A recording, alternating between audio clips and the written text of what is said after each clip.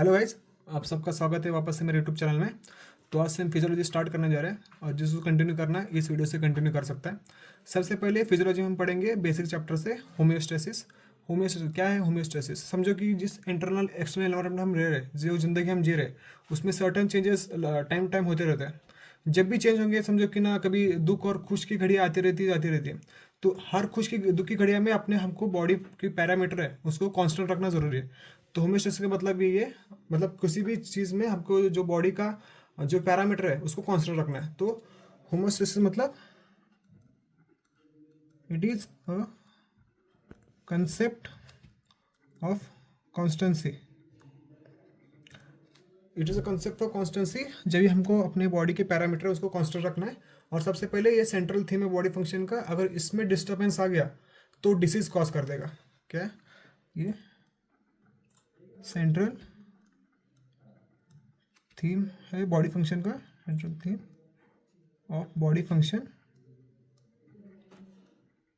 और इसमें डिस्टर्बेंस आ गया कॉजेस डिसीज।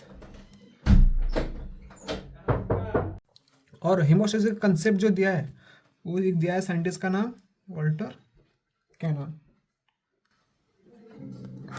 तो याद रखनी है, सबसे पहले होमोस्टेसिस क्या है? अपने एक्सटर्नल एनवायरनमेंट में हमेशा चेंजेस होती रहती है, दुख और सुख की घड़ी आती रहती है, पर हर सिचुएशन में अपने बॉडी के पैरामीटर से उसको कांस्टेंट रखना जरूरी है। तो हेमोस्टेसिस का मतलब भी ये, it is the concept of constituency का, और ये सेंट्रल थीम है बॉडी फंक्शन का। अगर इसमें डिस्टर्बेंस हो गया तो डिसीज कॉज कर देगा। और ये वॉल्टर कैनन ने ये टर्म दिया था, कॉइंड टर्म होम्योस्टेसिस। तो ये चीज़ें आपको याद रखनी है। अब पढ़ते हैं control system of homeostasis. Homeostasis के मेनली कंट्रोल के 3 सिस्टम है। एक है नेगेटिव फीडबैक, एक है पॉजिटिव फीडबैक होता है फीड फॉरवर्ड सिस्टम। तो इसके बारे में हमें स्टडी करना है। तो 3 सिस्टम मेनली, एक है नेगेटिव फीडबैक, पॉजिटिव फीडबैक और फीड फॉरवर्ड सिस्टम। तो टोटल 3 सिस्टम है। सबसे पहले हम 1 बाय 1 हर एक को कवर करेंगे। सबसे पहले हम जाते हैं नेगेटिव फीडबैक की ओर। अगर मान लो कि ना आपने एक्सरसाइज किया है, समझो कि आपकी जो स्टार्टिंग स्टिम्युल है वो रेस्टिंग है, बढ़ गई है, पर एक लिमिटेड टाइम के बाद आपके जो स्टिम्युल है वापस कंट्रोल में आ जाएगी। मान लो कि आपने अभी एक्सरसाइज करना स्टार्ट किया है, जैसे आपने एक्सरसाइज करना स्टार्ट किया हाफ एन आवर बाद ना आपकी एक्सरसाइज की हार्ट रेट बढ़ जाएगी, और जैसे ही एक सर्टन टाइम हो गया तो आपकी हार्ट रेट अपने नॉर्मल पोजीशन पे आ जाएगी। तो ये इसका एग्जांपल है बैरो रिफ्लेक्स। क्या करता है बैरो रिफ्लेक्स? सबसे समझो कि ना आपने एक्सरसाइज की है, भारी एक्सरसाइज किया है, अच्छा खासा वेट मारा है, तो आपकी जो हार्ट रेट है एक सर्टन अमाउंट तक बढ़ गई है। क्या वो सर्टन अमाउंट तक बढ़ती रहेगी? कभी ना कभी तो अपनी हार्ट रेट वापस कांस्टेंट हो जाएगी, अपने लेवल पे आ जाएगी। तो इसी का एग्जांपल है बैरो रिफ्लेक्स। एक सर्टेन लेवल तक स्टिम्युल बढ़ेगा, फिर जैसे स्टिम्युल इंक्रीज होगा फिर आपका सर्टेन टाइम पर वापस से पैरामीटर गिर जाएगा। इसका एग्जांपल है बैरो रिफ्लेक्स। और इसके कुछ और एग्जांपल है endocrine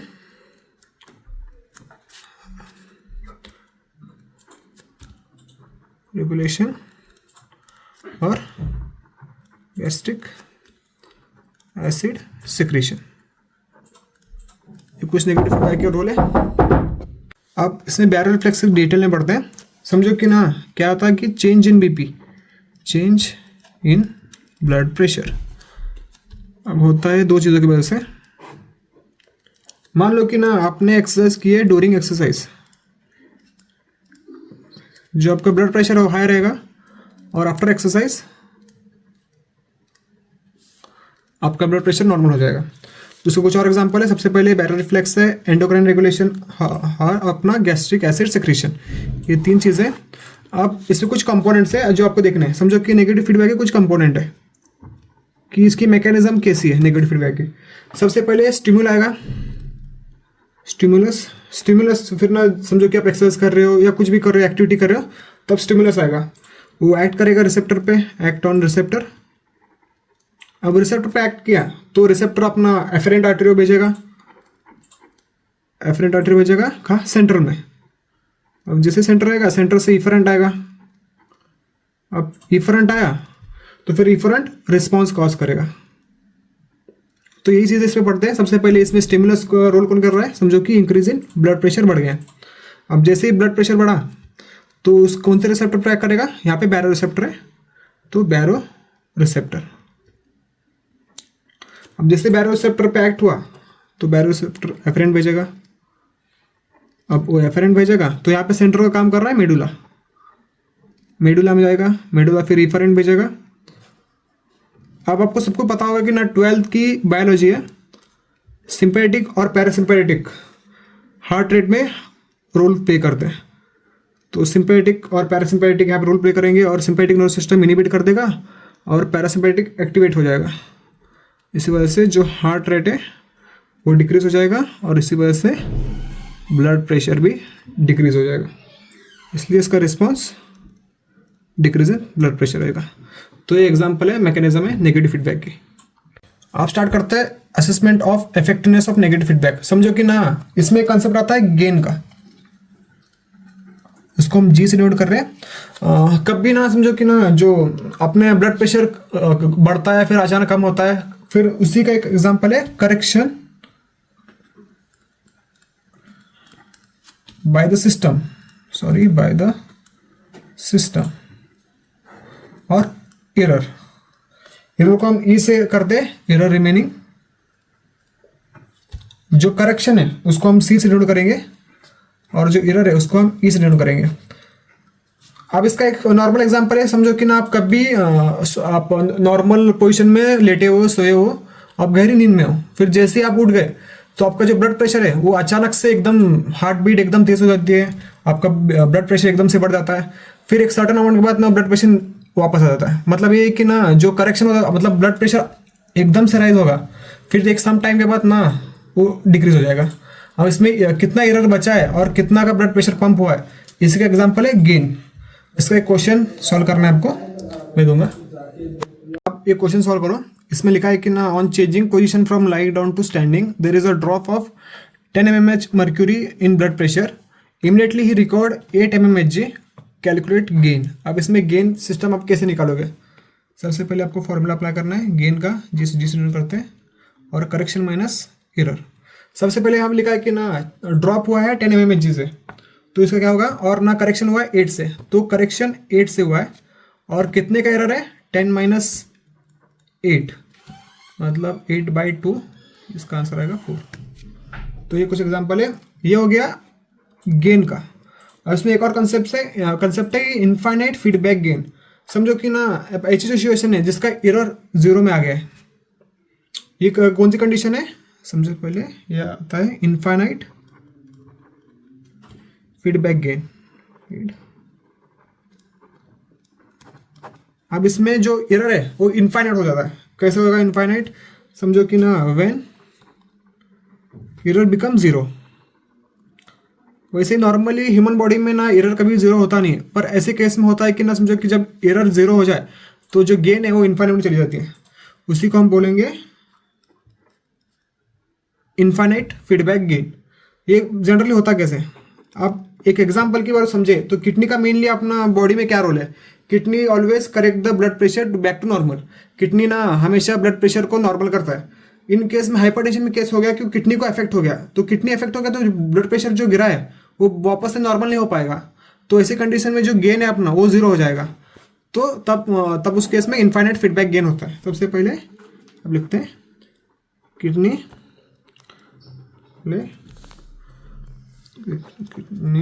always correct blood pressure to normal. आप समझो कि ना हाइपरटेंशन का केस है, in hypertension kidney will affected. जब अफेक्ट हो जाएगा ब्लड प्रेशर जो गिरा है वो वापस नॉर्मल नहीं हो पाएगा, तो ऐसे कंडीशन में जो अपना गेन है मतलब जो एरर है वो 0 हो जाएगा। अगर एरर 0 हो गया तो फीडबैक इन्फिनिटी हो जाएगा, प्रेशर नेवर टू नॉर्मल। तो ये कंसेप्ट है नेगेटिव फीडबैक का। अब तक हमने देखा कि नेगेटिव फीडबैक में सबसे पहले जो स्टिमुल अगर गिरा है तो वापस एक टाइम में ना, मतलब जो स्टिमुल एक टाइम में बढ़ा है अचानक से, वो वापस टाइम में कम हो जाएगा, बैक टू नॉर्मल हो जाएगा। इसमें एग्जांपल है बैरो रिसेप्टर, अपना एंडोक्राइन हार्मोन रेगुलेशन और गैस्ट्रिक एसिड सेक्रेशन। फिर आपने देखा कि assessment of effectiveness negative feedback और इनफाइनाइट फीडबैक। आप चलते हैं पॉजिटिव फीडबैक की ओर। आप चलते हैं पॉजिटिव फीडबैक की ओर। आप मान लो कि नेगेटिव फीडबैक हम देखा कि ना, समझो कि स्टिमुलस बढ़ी है तो एक सर्टेन लेवल पे कम हो जाएगी। अब पॉजिटिव फीडबैक में केस में भी वही है, अगर स्टिमुलस बढ़ा है, स्टिमुलस इंक्रीज हो रहा है एक सर्टेन टाइम तक, वो वापस उस सर्टेन टाइम पर बढ़ता ही जाएगा, increase in response also. Negative feedback में क्या था कि एक पर्टिकुलर टाइम पे इंक्रीज हुआ है तो एक पर्टिकुलर टाइम पे वापस से नॉर्मल हो जाएगा। पर पॉजिटिव केस में ऐसा है कि ना, समझो कि स्टिमुल बढ़ा है तो वो वापस से रिस्पॉन्स में बढ़ता ही जाएगा। तो इसी टेक्निक को एक और नाम है, उसको बोलते हैं एम्प्लीफिकेशन। वो एम्प्लीफिकेशन होता रहेगा और उसको ही बोलते हैं कैस्केड ऑफ रिएक्शन। आपको समझो कि ना, नेगेटिव में क्या हो रहा था, एक लेवल पे स्टिमुलस बढ़ा है तो एक सर्टेन लेवल पे ना वो नॉर्मल हो जाएगा, कांस्टेंट में आ जाएगा। अगर पॉजिटिव फीडबैक में कैसा है कि स्टिमुलस बढ़ा है तो वापस से रिस्पॉन्स में बढ़ता ही जाएगा। तो इसी को हम बोलते हैं पॉजिटिव फीडबैक। अगर आपको ये समझ आ गया तो इसका एक निमोनिक है क्लैप्स। इसमें सी डिनोट होता है कोगुलेशन। कोगुलेशन होता है मेनली कैस्केड में। फिर एल का मतलब है luteinising hormone surge, LH surge. ये ओनली एक्सेप्शन केस है। आपने देखा होगा नेगेटिव फीडबैक में एक एग्जांपल था एंडोक्राइन हार्मोन रेगुलेशन। इसका मतलब ये नहीं कि हर हार्मोन एंडोक्राइन रेगुलेशन करने वाला नेगेटिव फीडबैक में है। इसका एक एक्सेप्शन है, वो पॉजिटिव फीडबैक में आएगा। कौन सा? LH surge, only LH surge आएगा। ओनली एक्सेप्शन है पॉजिटिव फीडबैक का, only exception for positive feedback. अब इसमें एक और एग्जांपल है। इसमें ए का मतलब है एक्शन पोटेंशियल और पी का मतलब है पार्चुरेशन, मतलब नॉर्मल डिलीवरी।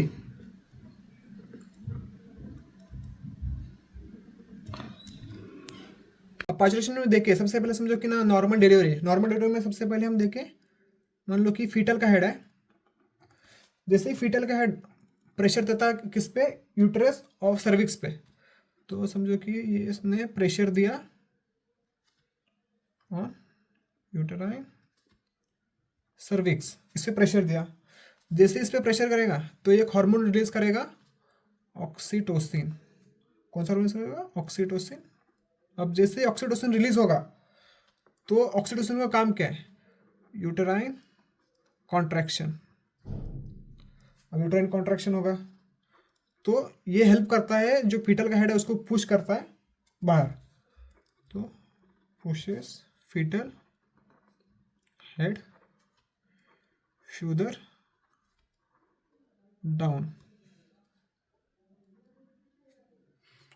तो इससे एक एग्जांपल का ये साइकिल चलती रहेगी। इस साइकिल का नाम है eventually lead to the delivery of babies. Eventually leads to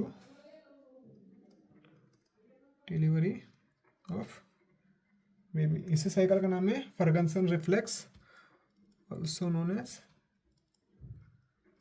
Fergusson reflex. तो ये समझो कि फीटल का हेड प्रेशर अप्लाई करेगा यूट्राइन सर्विक्स पे। जैसे यूट्राइन सर्विक्स पे प्रेशर अप्लाई करेगा तो हार्मोन रिलीज होगा ऑक्सीटोसिन।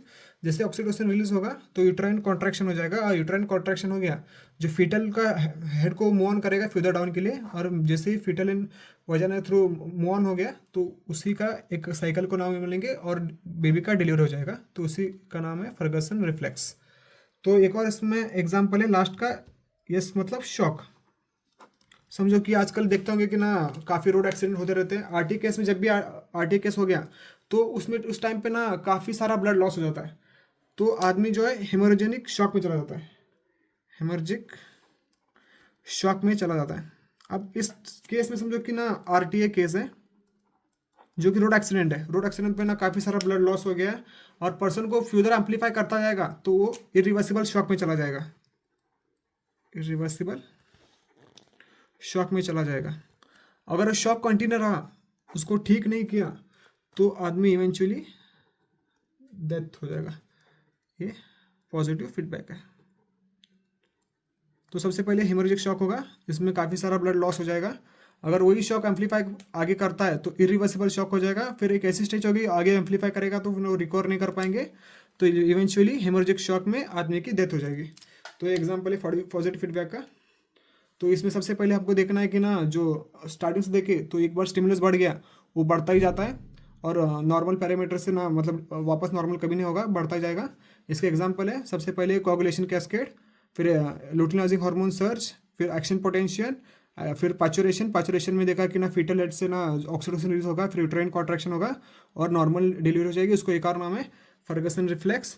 और एक आता है shock, haemorrhagic shock. Haemorrhagic shock में जैसे कि आरटीए केसेस होते रहते हैं तो काफ़ी सारा ब्लड लॉस हो जाता है। अगर उसको टाइम टू ट्रीट नहीं किया तो इरिवर्सिबल शॉक में चला जाएगा, और लीड्स भी उसको भी ठीक से कंटिन्यू रहेगा तो उस आदमी की डेथ हो जाएगी। तो इसी को एक और नाम है विसिकस साइकिल।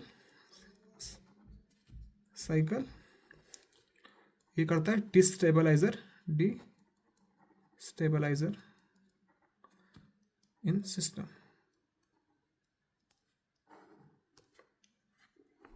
तो ये पूरा इंफॉर्मेशन है पॉजिटिव फीडबैक का। आप चलते हैं फीड फॉरवर्ड सिस्टम पर। अभी मान लो कि समझो कि ना आपको किसी ने गिफ्ट दिया है, एक बड़ा बक्सा दिया है और ना रैप करके एक बड़ा बक्सा दिया है। आपको जिज्ञासा रहेगी कि अंदर बक्से के अंदर क्या है, आपको एक्साइटमेंट रहेगा कि अंदर क्या हो सकता है, क्या गिफ्ट होगा, और वो सोच के आपकी जो हार्ट बीट है वो रेस होती रहेगी एक्साइटेड की वजह से। तो उसी का एग्जाम्पल है फीड फॉरवर्ड सिस्टम। मान लो कि एक कोर थीम होती है अपनी बॉडी की, कोर थीम है, उसी को हम नाम देते हैं anticipatory control system. Anticipatory control system मतलब होने से पहले ही हमको एक्साइटमेंट देता है कि आगे क्या होगा, उस चीज़ की एक्साइटमेंट देता है। तो उसी का नाम है एंटीसिपेटरी कंट्रोल सिस्टम। तो सबसे पहले बॉडी रिस्पॉन्स क्या करती है इसके, बॉडी रिस्पॉन्स एंटीसिपेटरी स्टिमुल। तो सबसे पहले इसका एग्जाम्पल के देखते हैं। इसमें सबसे पहले ना एंटीसिपेटरी टैकीकार्डिया और टैकीपेनिया हो सकता है।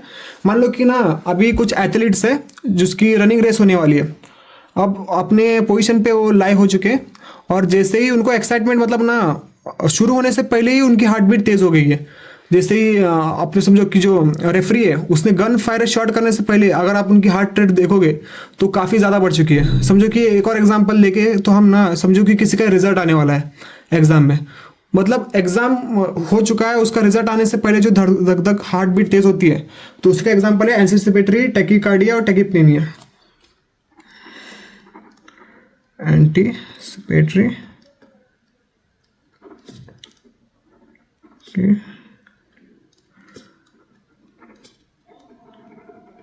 टैकीपेनिया, इसमें होता है कि increase in heart rate and respiratory rate before exercise. अब इसका दूसरा एग्जांपल है anticipatory motor control. Anticipatory motor, इस मोटर कंट्रोल में समझो कि ना आप एक बाइक से या समझो एक कार से जा रहे हो और ना अचानक आपके इसमें रोड के बीच में कुत्ता आ गया, कोई इंसान आ गया, आप तुरंत ब्रेक मारते हो क्योंकि आप आगे का सोच रहे हो कि ना शायद मेरे ठोकने की वजह से ना कोई उसकी डेथ हो जाएगी इवेंचुअली। तो आप एंटीसिपेटरी मतलब आगे का सोच के आप तभी ब्रेक मार देते हो। तो इसी का एग्जांपल है एंटीसिपेटरी मोटर कंट्रोल में। सबसे पहले इसका सेंटर में आते हैं सेरिबेलम, इसका सेंटर है। और समझो कि ना इसका एग्जांपल है person driving on a highway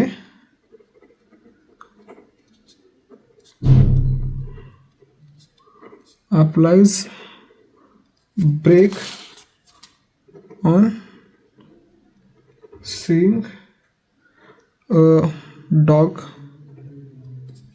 is called anticipatory danger। तो इसका तीसरा फंक्शन है anticipatory regulation of core body temperature. अब बॉडी टेम्परेचर कैसे रेगुलेट करता है, सबसे पहले समझो कि ये अपनी ऊपर की स्किन है, तो ये हो गया अपनी स्किन टेम्परेचर। इसको हम नाम देंगे सेल टेम्परेचर। और जो इनर बॉडी है, जो बॉडी के ऑर्गन है, उसको हम बोलेंगे बॉडी ऑर्गन टेम्परेचर जो है, उसको हम नाम देंगे कोर टेम्परेचर। आप समझो कि ना अभी कोल्ड एनवायरनमेंट है, कोल्ड एनवायरनमेंट, जैसे ही कोल्ड एनवायरनमेंट होगी तो आपके स्किन का जो टेम्परेचर वो गिर जाएगा, मतलब जो सेल टेम्परेचर है वो गिर जाएगा, सेल टेम्परेचर गिर जाएगा। अब बॉडी का समझो कि हाइपोथैलेमस क्या करेगा इस टाइम में, हाइपोथैलेमस एंटिसिपेटरी रोल प्ले करेगा और एंटिसिपेट्स और डिक्रीज को, मतलब वो अंदाजा लगा लेगा कि ना जो कोर, अभी स्किन सेल टेम्परेचर तो गिर गया है, तो थोड़ी देर बाद जो बॉडी का कोर टेम्परेचर है वो भी गिर जाएगा। तो हाइपोथैलेमस एंटिसिपेटरी रोल प्ले करेगा यहाँ पे, तो करेक्टिव मेजर्स लेगा वो, करेक्टिव मेजर्स, और मेंटेन करेगा कोर बॉडी टेम्परेचर को, और मेंटेन कोर बॉडी टेम्परेचर, और अपनी बॉडी का जो नॉर्मल टेम्परेचर है वो मेंटेन रहेगा। तो इसके एंटीसिपेटरी के टोटल 3 फंक्शन है। सबसे पहले ना टैकीकार्डिया और टैकीप्नेनिया, और अपना ये एंटीसिपेटरी रेगुलेशन बॉडी टेम्परेचर, और उसका तीसरा एग्जांपल है मोटर एक्शन, जो कि ना समझो कि कोई भी हाईवे पे कुत्ता या आदमी आ जाने से आदमी ब्रेक मारता है। तो टोटल इसके 3 एग्जांपल्स है। अब चलते हैं, कुछ प्रायोरिटीज़ है होमोस्टेसिस के, प्रॉपर्टीज ऑफ होम्योस्टेसिस। अब आते हैं प्रॉपर्टीज ऑफ होमोस्टेसिस के ऊपर। सबसे पहले इसमें आता है डायनामिक कॉन्स्टेंसी, डायनामिक कॉन्स्टेंसी।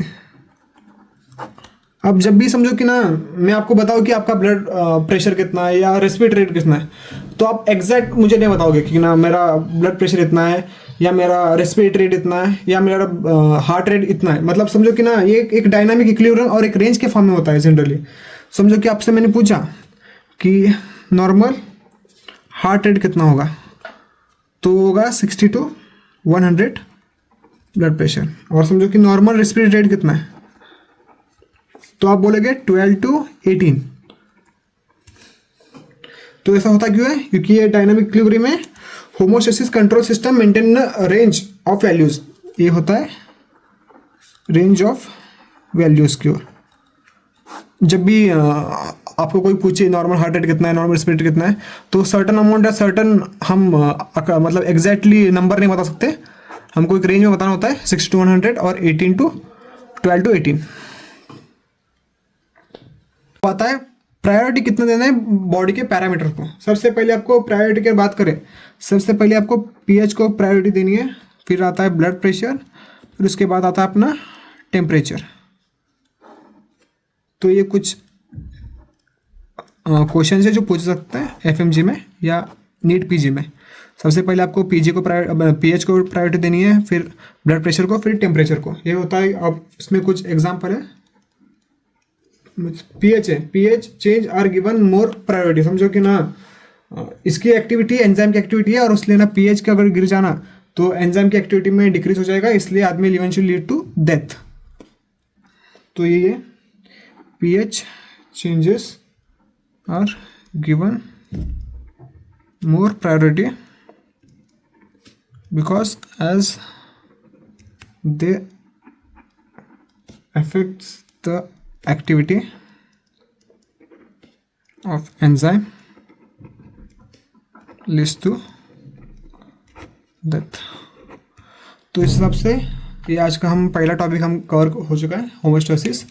और ना इसके बाद हम पढ़ेंगे सेल और सेल यूनिट ऑफ लाइफ। तो आगे कंटिन्यू करेंगे। वीडियो को यहाँ तक देखने के लिए थैंक यू। सब्सक्राइब करें मेरे चैनल को और मिलते हैं अगली वीडियो में।